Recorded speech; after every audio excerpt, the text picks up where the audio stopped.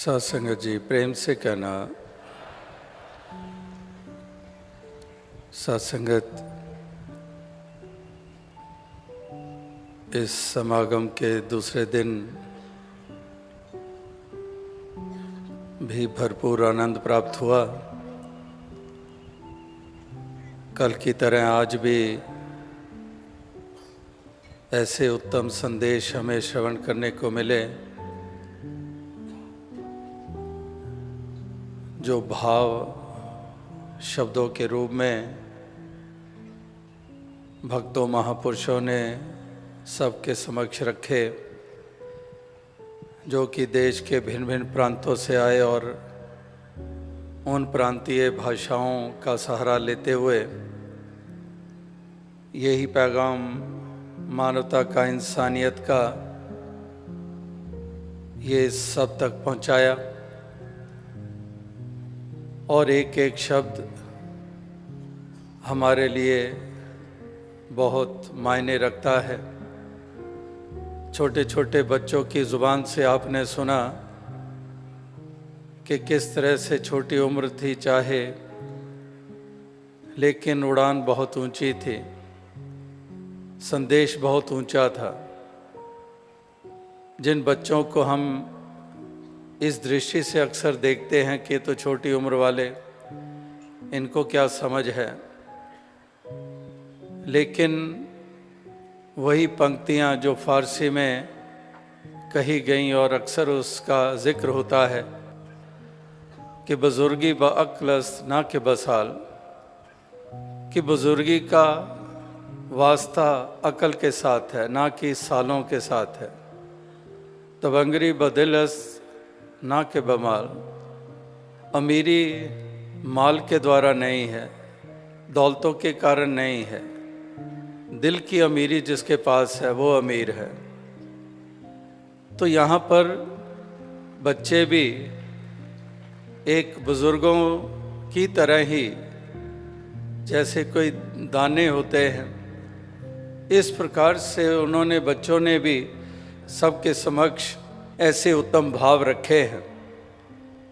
अनेकों अनेकों भाषाओं की नुमाइंदगी हुई है। आपने आसाम गुवाहाटी से चलकर आए भक्तों की वाणी सुनी असमिया भाषा में, इसी तरह से राजस्थान से आपने सुना। अनेकों अनेकों भाषाओं में भक्तों ने ये पैगाम मानवता का, इंसानियत का दिया, प्रेम खलूस मिलवर्तन का दिया, अमन और चैन भाईचारे का दिया। जो एक थीम समागम की वर्ल्ड विदाउट वॉल्स, उसका भी सबने जिक्र किया। इसी प्रकार से भी आपने हरियाणा के चीफ मिनिस्टर साहब के भी भाव श्रवण किए। आपने श्रवण किया मैथ्यू गाय, जो मेंबर पार्लियामेंट ऑस्ट्रेलिया से, मेलबर्न से चल कर आए। और इसी तरह से डॉक्टर ब्रायन ने भी अपने भाव सबके सामने रखे, जो एलसीसी वेस्ट के उस ऑर्गेनाइजेशन, एसोसिएशन से ताल्लुक़ रखते हैं जहां से इतने डॉक्टर्स यहां चल कर आए हैं। एक ऐसी कोऑर्डिनेटेड एफर्ट जो सेवा के रूप में, जिसका अनेकों अनेकों लाभ उठा रहे हैं इस समागम पर, उन्होंने भी यही भाव रखे कि दया, करुणा, निष्काम सेवा वाले भाव, इन्हीं की ही महत्ता हुआ करती है।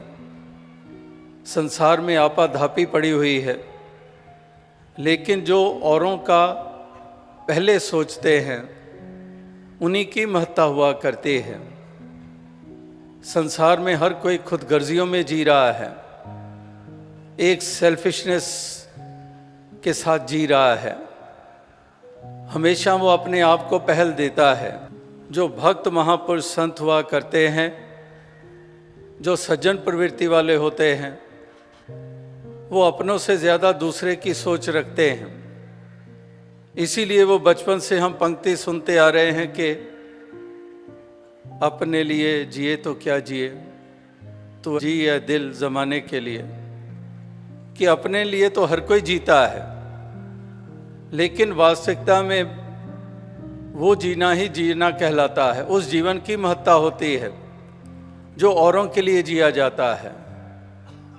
इसीलिए भक्तों संतों की तुलना एक नदी के साथ कर दी जाती है, एक वृक्ष दरख्त के साथ कर दी जाती है कि एक वृक्ष दरख्त होता है, वो भी औरों को छाया देता है, औरों को फल देता है, खुद वो कड़कती धूप में सारा दिन खड़ा रहता है। इसी तरह से नदी का जल भी उससे कितने कितने लाभ उठाते हैं। तो जो सज्जन प्रवृत्ति वाले होते हैं, जो भक्त प्रवृत्ति वाले होते हैं, वो भी हमेशा औरों की सोच रखते हैं, औरों के काम आते हैं, उनके दुख सुख में शामिल होते हैं, दूसरे की पीड़ा हरने में अपने योगदान देते हैं, जख्मों पे मरहम का रूप बनकर उनका उपचार करते हैं। जो मानवता गिरती चली जा रही है, इस मानवता को बरकरार और उभारने के लिए ये कितने कितने तप और त्याग करते चले जाते हैं, कितने कितने बलिदान ये देते चले जाते हैं।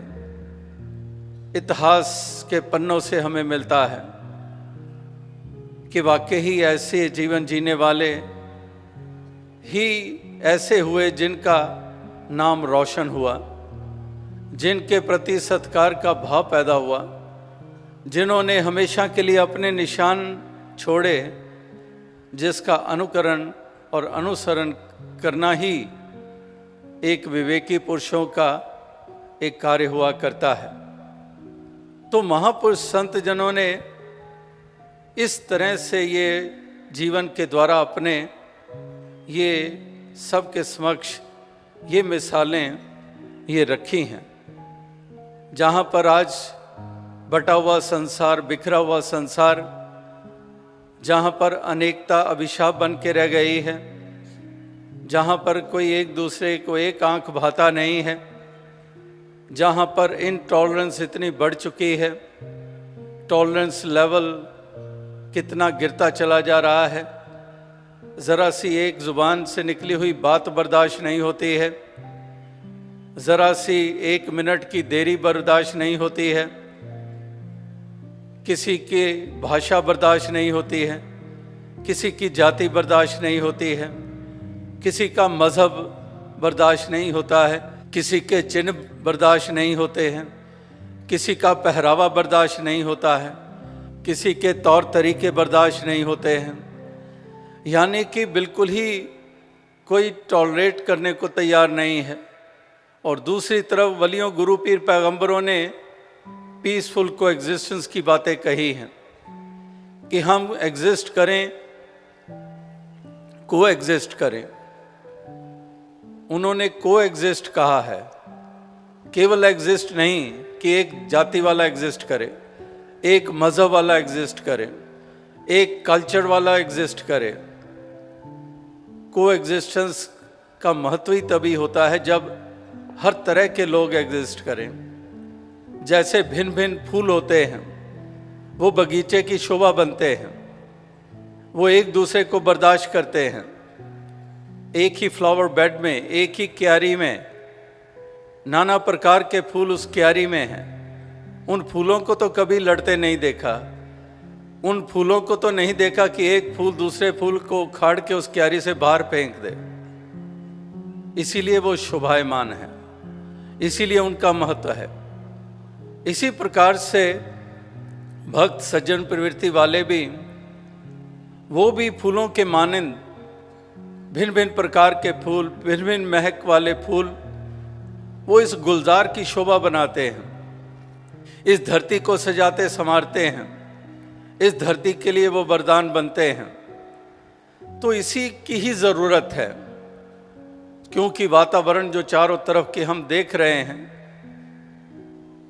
ये भेदभाव, ये ना बर्दाश्त करने वाले मादे, इन्होंने आखिर क्या भला क्या किया है? मज़बत व मिल्लत की दीवार खड़ी करके आखिर इंसान की कहाँ पर भलाई हुई है? जाति पाति की दुहाई देकर जिस तरह से एक दूसरे को नकारा गया है, इससे आखिर वातावरण सुंदर बनाने में कौन सी मदद मिली है। लेकिन विडंबना यही है कि नुकसान हो भी रहे हैं, किए भी जा रहे हैं, और फिर भी इंसान के कदम उस तरफ जाने से रुक भी नहीं रहे हैं। उसी तरह से जैसे एक कोई शराबी होता है, कोई नशे करता है और उसका लिवर फेल हो रहा है, किडनी पे इफेक्ट हो रहा है, सारा परिवार मजबूर हुआ पड़ा है, जितनी थोड़ी बहुत कमाई थी वो इलाज में लग रही है, कंगालता की हालत में पहुंच रहे हैं, लेकिन फिर भी वो प्याला छोड़ने को तैयार नहीं है, वो उस बोतल को छोड़ने को तैयार नहीं है। नुकसान हो भी रहे हैं, शरीर का हो रहा है, जीवन हाथों से निकल रहा है, परिवार वालों के चेहरों पे मायूसी छा गई है, इसके बावजूद वो नशे की लत उसको छोड़ने को तैयार नहीं है। इसी तरह से अगर मूल्यांकन किया जाए, अगर एनालिसिस किए जाए कि जो भी रास्ता इंसान ने अख्तियार किया है, जहां बंटना और बांटना हुआ है, जहां पर दुत्कारना हुआ है, जहां पर दीवारें और दरारें हुई हैं, आखिर इससे किसका भला हुआ है?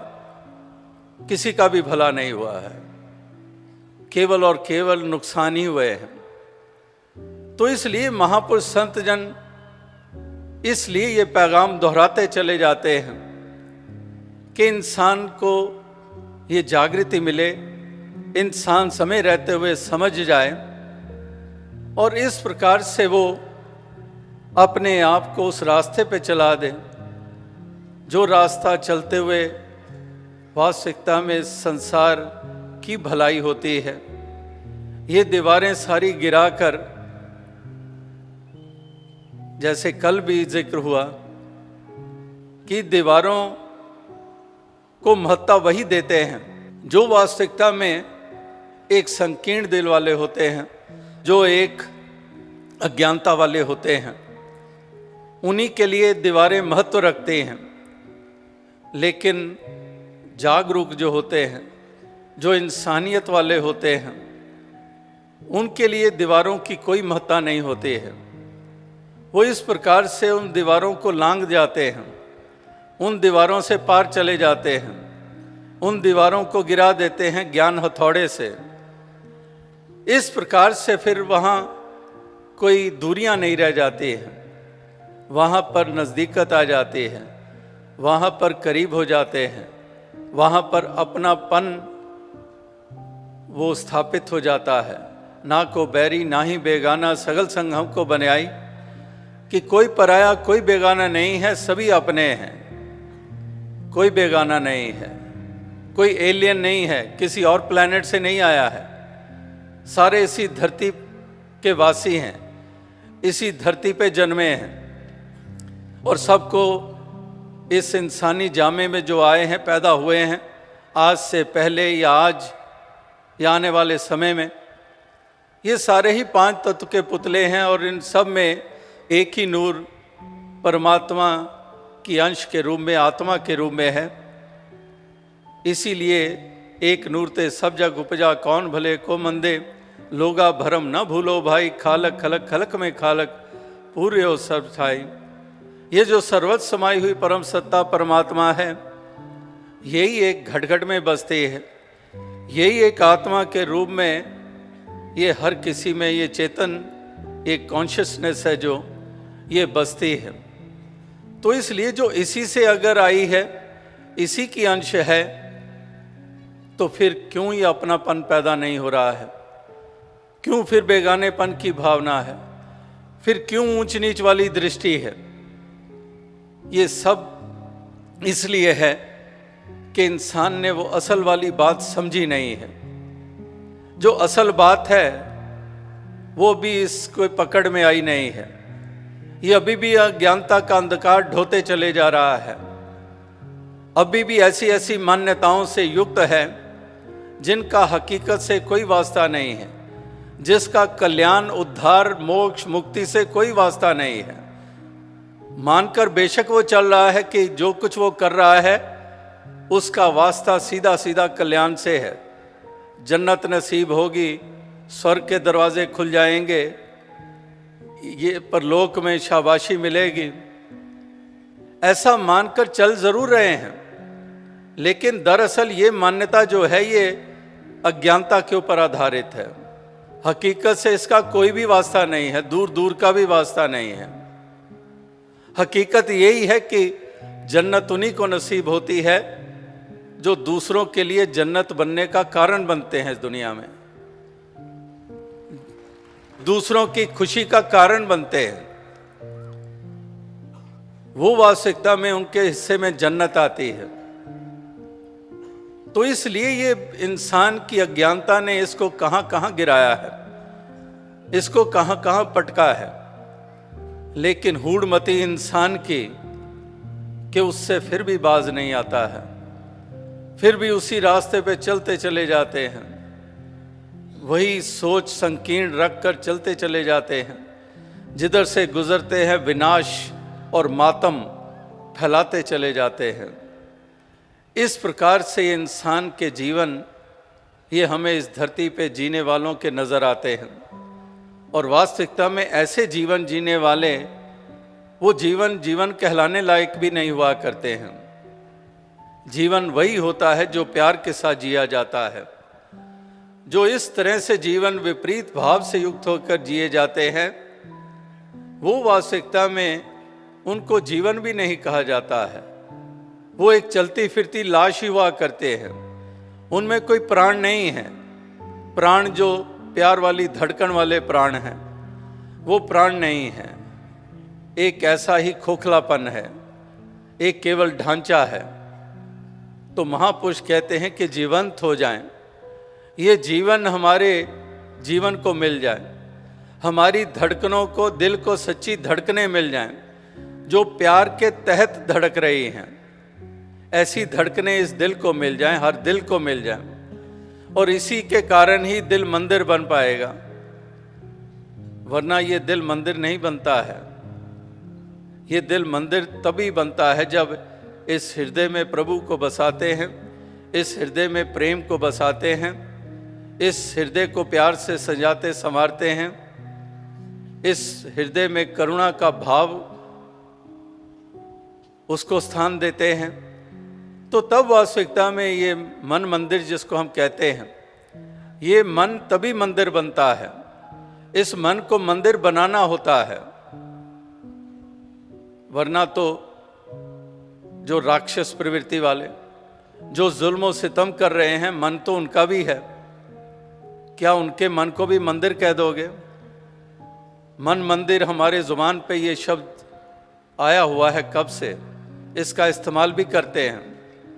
अगर मन मंदिर ही हुआ करता है तो फिर तो वो राक्षस प्रवृत्ति वाले जो कत्लो गारत करने वाले, जुल्म सितम करने वाले, मन तो उनका भी है, फिर वो भी मंदिर है। मन को मंदिर बनाना होता है। मन मंदिर तभी बनता है जब इसमें इस प्रभु को स्थान देते हैं, इसको इसमें बसाते हैं, और इसी के कारण फिर वो तमाम भावनाएं, उत्तम भावनाएं वो इस मन में से उपजती चली जाती हैं, और उसी के अंतर्गत दूसरों के साथ हम फिर व्यवहार करते चले जाते हैं। तो इस प्रकार से ये जीवन को जीवन मिले, वास्तविकता में हम कहलाएं कि वाकई ये जी रहे हैं, ये जीवन जी रहे हैं, केवल अपनी बोझ ही नहीं ढो रहे हैं, ये जीवन जी रहे हैं। तो ऐसा जीवन हर किसी के हिस्से में आए, यही एक प्रार्थना, यही एक शुभकामना ये की जा रही है कि दातार ऐसी कृपा करो कि ऐसा हो पाए। ये केवल प्रार्थना ही नहीं है, ये उस ज्ञान के साथ जोड़ते हैं जिसके द्वारा ये सारे मसले हल हो जाते हैं। वो ज्ञान के साथ जोड़ते हैं, जो पेचीदगियां हैं वो सुलझ जाती हैं, जो नोट्स पड़े हुए हैं वो गांठें खुल जाती हैं। तो इस ज्ञान के द्वारा ही हमारे सामने जो पेचीदगियां हैं उससे हमें ये निजात मिल जाती है। लेकिन अगर कोई इस तरफ बढ़ता ही नहीं है, वो इसको भी बहुत उस तरह से नकारात्मक दृष्टि से देखता है, तो फिर उसकी गांठें आखिर खुलेंगी कि ही कैसे?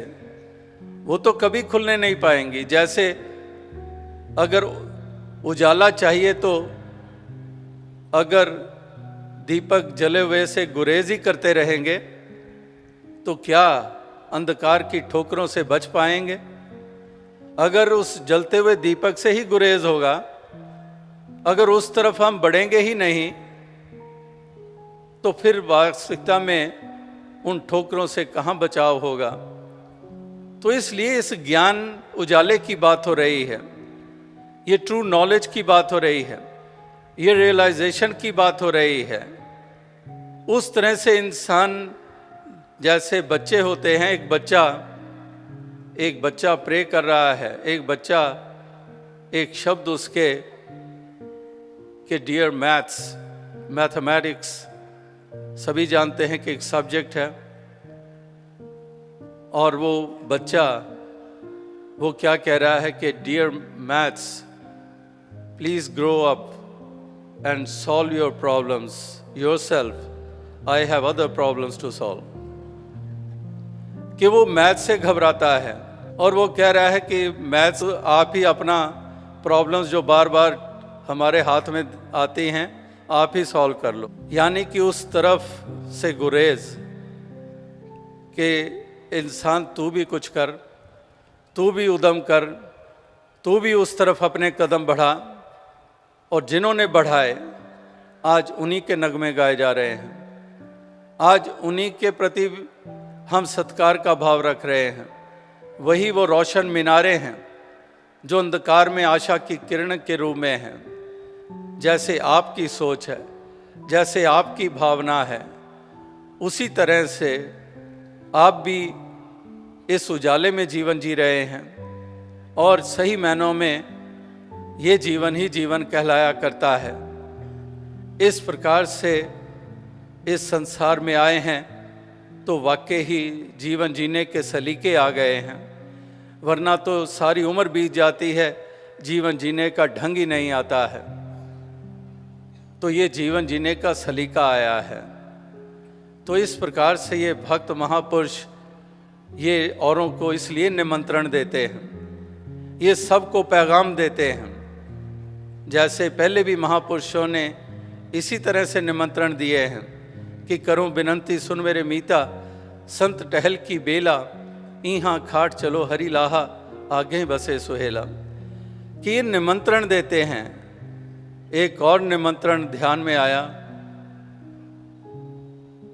सभी जानते हैं कि स्थल होते हैं, कोई रिलीजियस प्लेसेस होती हैं, कोई टूरिस्ट प्लेसेस होती हैं। तो एक वो भी मिसाल सामने आई, और वो इस रूप में कि वो कैसे निमंत्रण दे रहा है। वो निमंत्रण वाले शब्द क्या हैं? वो शब्द ये हैं कि इससे पहले कोई लाए आपको मटके या जार में, जीते हुए कुछ दिन बिताओ हरिद्वार में। कि अगर जीते जी आप हरिद्वार आए नहीं और बाद में मटके में, जार में आपके एशेस वहाँ लाई जाएंगी, तो कहते हैं इससे पहले आपको लाए कोई मटके या जार में कुछ दिन तो जिंदा रहते हुए बिताइए हरिद्वार में। तो इस तरह से महापुरुष भक्तजन भी यही कहते हैं कि इंसान जितनी देर ये श्वासें चल रही हैं, इन श्वासों के होते हुए इंसान तुम परम धाम को प्राप्त कर लो। इन श्वासों के होते हुए मंजिल मकसूद प्राप्त कर लो। इन श्वासों के होते हुए इंसानियत की डगर पर चल निकलो, इससे पहले कि देर हो जाए। ये श्वास छूट गए तो फिर तो क्या कर पाओगे? कुछ ना कर पाओगे, और ये बाजी हार कर जाने वालों की शुमार में आ जाओगे। ये जीवन की बाजी जीतनी है, और इस प्रकार से इस बाजी को जीतकर अपना मुख उजला करें और वास्तविकता में संसार के लिए भी वरदान बनते चले जाएं। यही एक प्रार्थना, यही एक शुभकामना, यही एक अरदास है।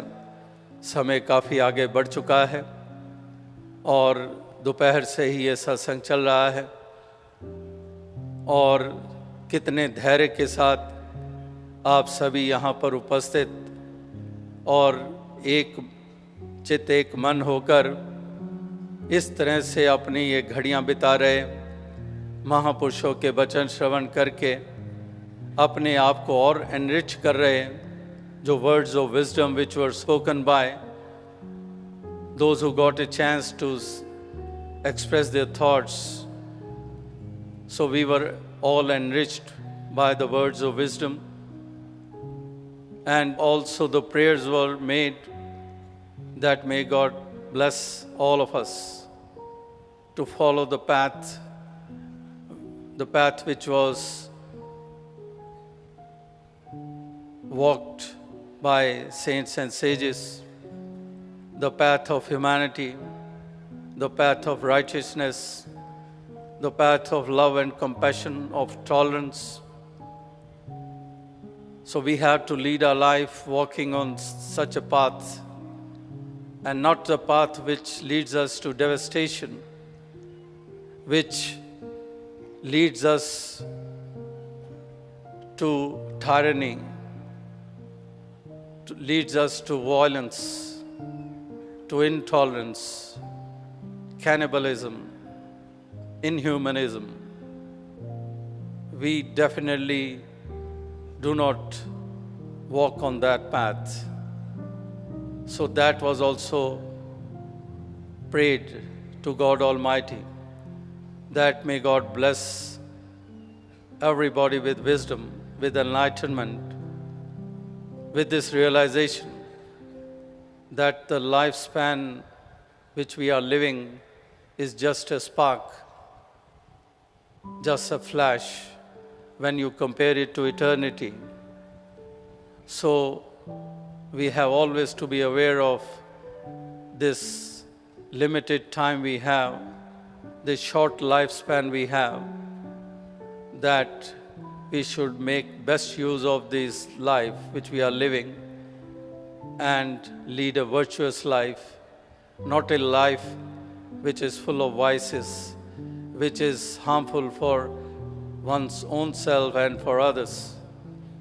So, without taking much of your time, because already we are well past the time when we were to conclude this session, the marathon sitting, and know that our friends from North America and Europe, they are not used to for such long sittings.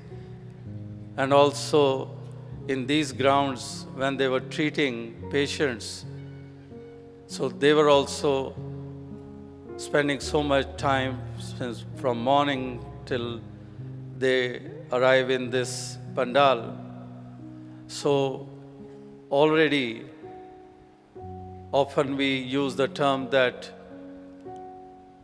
drained out, but though physically we might be feeling tiredness, but at the same time we were getting supplements nourishing us by the thoughts which we were getting, the words of wisdom we were getting.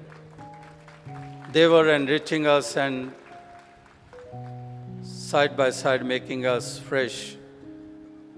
तो साथ संगत दास और अधिक शब्दों का सहारा नहीं लेगा, क्योंकि समय काफ़ी आगे बढ़ चुका है और अभी कल का रोज़ बाकी है, जो विधिवत 3 दिनों का समागम अनाउंस हुआ, कल भी आज भी, और कल का तीसरा दिन। आज इस सत्संग से पहले सेवादल रैली भी हुई, जहाँ पर सेवादल के नौजवान, the volunteers, those who are doing selfless service in thousands, whether it is cleanliness drive, whether it is tree plantation drive, whether it is blood donation camps or medical checkup camps, whether at the time of natural calamities, these volunteers whom you all are seeing in this uniform, so in the form of the rally, they were getting blessings from all the congregation, from the saints, and they were also asking for strength that they may keep on serving mankind selflessly. तो ये सेवा दल के जवान भी इसी प्रकार से सेवाओं में दिन रात जो लगे रहते हैं, समाज की, संसार की, देश की, विश्व की ये सेवाओं को निभा रहे हैं। तो वो भी आज सेवा दल की रैली के रूप में भी हमने आनंद प्राप्त किया और अभी भी इस समागम सत्संग के रूप में भी हमने आनंद प्राप्त किया। तो दातार कृपा करे कि कल का दिन भी इसी तरह से आनंदमयी हो। साथ संगत जी धन्य का।